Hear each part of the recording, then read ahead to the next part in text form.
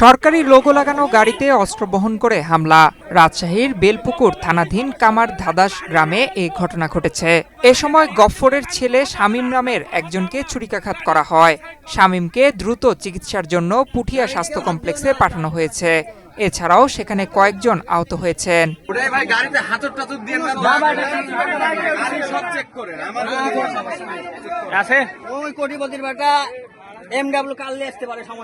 পরে সবাই সেখান থেকে অস্ত্রসহ পালিয়ে গেলে সোহান নামের একজনকে আটক করে স্থানীয়রা। পরে পুলিশ এসে সরকারি লোগো লাগানো গাড়িটি বেলপুকুর থানায় নিয়ে যায়।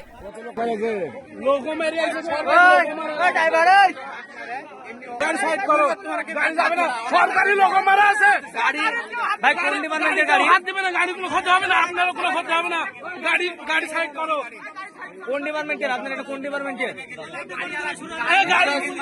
স্যার কি করব বলেন কোন ডিপার্টমেন্টের গাড়ি জিজ্ঞাসা করেন লোগো মারা আছে স্যার কি করব বলেন আপনি সাইড করি ডাকবেন প্রতিষ্ঠান সরকারি যে প্রতিষ্ঠানগুলো ভাড়া নেয় তাদেরকে স্থগিত চালায়।